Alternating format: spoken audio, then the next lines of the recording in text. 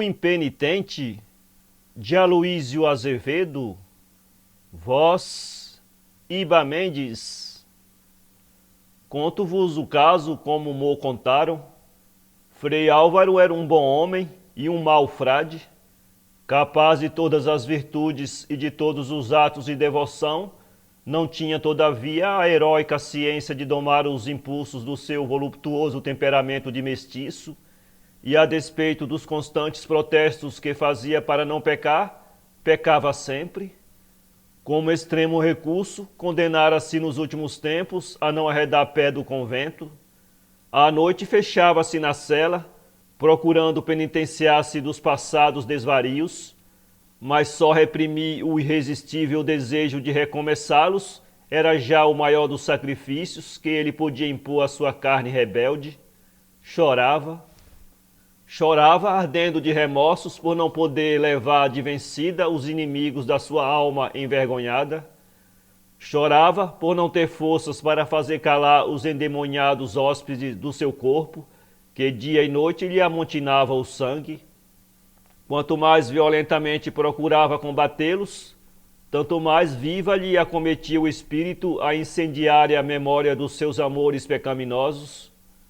E no palpitante cordão de mulheres, que em vertigem lhe perpassavam cantando diante dos desejos torturados, era Leonília, com seus formosos cabelos pretos, a de imagem mais nítida, mais persistente e mais perturbadora. Em que dia a vira pela primeira vez, e como se fizera amar por ela, não o sei, que esses monásticos amores só chegam a ser percebidos pelos leigos como eu, quando o fogo já minou de todo e abriu em labareda, a lançar fumo até cá fora.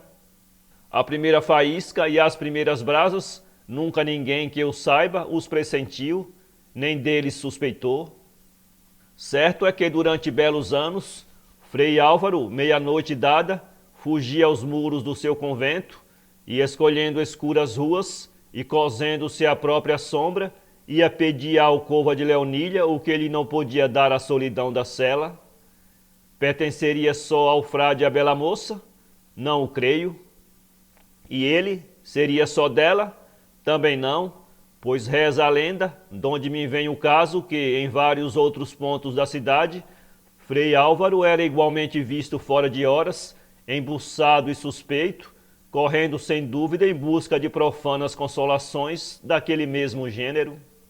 Mas no martírio da reclusão, a que por último se votara, era seguro a lembrança de Leonília o seu maior tormento. E assim aconteceu que, certa noite, à força de pensar nela, foi tal o seu desassossego de corpo e alma, que o frade não pôde rezar, não pôde dormir, não pôde ler, não pôde fazer nada. Com os olhos fechados ou abertos, tinha defronte deles, linda de amor, a enlouquecê-lo de saudade e de desejo. Então, desistindo da cama e dos livros, pôs-se à janela muito triste e ficou longo tempo a consultar a noite silenciosa. Lá fora a lua, ainda mais triste, iluminava a cidade adormecida, e no alto as estrelas parecia que pestanejavam de tédio. Nada lhe mandava um ar de consolação para aquela infidável tortura de desejar o proibido. De repente, porém, estremeceu, sem poder acreditar no que viam seus olhos. Seria verdade ou seria ilusão dos seus atormentados desejos? Lá embaixo, no pátio, dentro dos muros do convento, um vulto de mulher passeava sobre o lajedo. Não podia haver dúvida, era uma mulher toda de branco, com a cabeça nua e os longos cabelos negros derramados. Céus, e era Leonília. Sim, sim, era ela, nem podiam ser de outra mulher aqueles cabelos tão formosos e aquele airoso menear de corpo. Sim, era ela, mas como entrar ali, como se animara tanto? E o frade, sem mais ter mão em si, correu a tomar o chapéu e a capa e lançou-se como um doido fora da cela. Atravessou fremente os longos corredores, desgalgou a escadaria de pedra e ganhou o pátio. Mas o vulto já lá não estava. O monge procurou-o aflito por todos os cantos, não o encontrou. correu ao parapeito que dava do alto para a rua, sobre o qual se debruçou ansioso, e com assombro descobriu de novo um misterioso vulto, agora lá fora a passear embaixo, à luz do lampião de gás. Já impressionado de todo, Frei Álvaro desceu em um relance as escadas do átrio, escalou as grades do mosteiro e saltou a rua. O vulto já não se achava no mesmo ponto, tinha se afastado para mais longe. Frei Álvaro atirou-se para lá em disparada, mas o vulto deitou a correr, fugindo na frente dele. Leonília, Leonília, espera, não me fujas! O vulto corria sempre, sem responder. Olha que sou eu, atende! Leonília parou um instante, voltou o rosto para trás, sorriu e fugiu de novo quando o monge se aproximava. Afinal, já não corria, deslizava como se fora levada pelas frescas virações da noite velha que lhe desfraldavam as saias e os cabelos flutuantes. E o monge a persegui-la, ardendo por alcançá-la. Atende, atende, flor de minha alma! Suplicava ele já com a voz quebrada pelo cansaço. Atende pelo amor de Deus, que deste modo me matas, criminosa. Ela, ao escutar-lhe as sentidas vozes, parecia atender, suspendendo o voo, não por comovida, mas por feminil negaça, a rir provocadora, braços no ar e o calcanhar suspenso, pronta mal o frade se chegasse a desferir nova carreira. E assim venceram ambos ruas e becos, quebrando esquinas, cortando largos e praças. O frade já tinha perdido a noção do tempo e do lugar e estava prestes a cair, exausto, quando, vendo a moça tomar certa ladeira conhecida deles dois, criou novo ânimo e prosseguiu na empresa, sem afrouxar o passo. Vai recolher-se a casa, concluiu de si para si, não me quis falar na rua, ainda bem. Leonília, com efeito, ao chegar à porta da casa, onde outrora o religioso fruía as consolações que o seu mosteiro lhe negava, enfiou por ele e sumiu-se sem ruído. O frade acompanhou-a de carreira, mas já não a viu no corredor e foi galgando a escada. Encontrou em cima a porta aberta, mas a sala tenebrosa e solitária. Penetrou nela, tateando, e seguiu adiante, sem topar nenhum móvel pelo caminho. Leonília! Chamou ele. Ninguém lhe respondeu. O quarto imediato estava também franqueado, também deserto e vazio, mas não tão escuro, graças à luz que vinha da sala do fundo. O religioso não hesitou em precipitar-se para esta, mas ao chegar à entrada, estacou, soltando um grito de terror. Gelara-lhe o sangue, o que se lhe ofereceu aos olhos, eriçaram-se-lhe os cabelos, invencível tremor apoderou-se do seu corpo inteiro. A sala de jantar, onde tantas vezes, feliz, ceara a sós com Leonília, estava transformada em câmara mortuária, toda funebremente paramentada de cortinas de veludo negro, que pendiam do teto consteladas de lantejoulas e guarnecidas de caveiras de prata. Só faltava o altar. No centro, sobre uma grande essa, também negra e enfeitada de galões dourados, havia um caixão de defunto. Dentro do caixão, um cadáver todo de branco, cabelos soltos. Em volta, círios ardiam altos, em solenes tocheiros, cuspindo a cera quente e o fumo cor de crepe.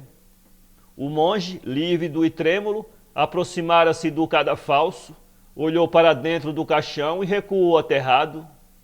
Reconhecer o cadáver era da própria mulher que pouco antes o fora buscar ao convento e o viera arrastando até ali pelas ruas da cidade.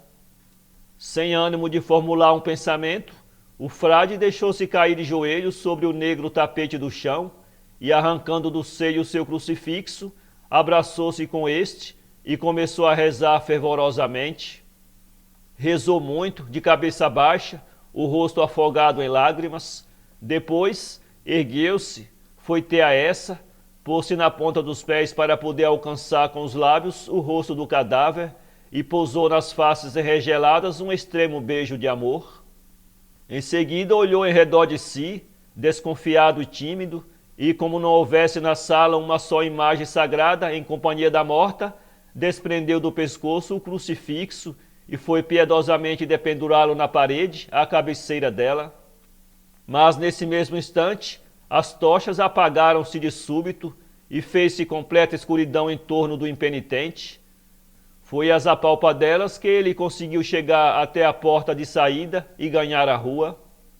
Lá fora a noite se tinha feito também negra e os ventos se tinham desencadeado em fúria, ameaçando tempestade.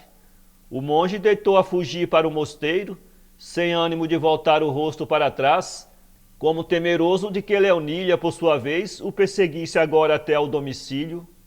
Quando alcançou a cela, tiritava de febre. Acharam-no pela manhã sem sentidos, defronte do seu oratório, joelhos em terra, braços pendidos, cabeça de porco sobre um degrau do altar. Só muitos dias depois, um dia de sol, conseguiu sair à rua, ainda pálido e desfeito. Seu primeiro cuidado foi correr aonde morara Leonídia e rondar a casa em que a vira morta. Encontrou-a fechada e com letreiro anunciando o aluguel. Está vazia, depois que nela morreu o último inquilino, explicou um vizinho. Há muitos dias, quis saber o frade, e estremeceu quando ouviu dizer que havia uns 8 ou 10. E o morador quem era? Perguntou ainda. Era uma mulher, chamava-se Leonília, morreu de repente. Ah, se quiser alugar a casa, encontra a chave ali na esquina. Frei Álvaro agradeceu, despediu-se do informante, foi buscar a chave, abriu a porta, entrou e percorreu toda a casa.